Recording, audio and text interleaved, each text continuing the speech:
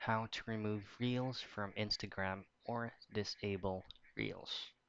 Now, as of 2025, if you hover around each of these settings from Instagram, there is no immediate or there is no actual option for you to just disabling Reels that is already been generated or included from the application itself.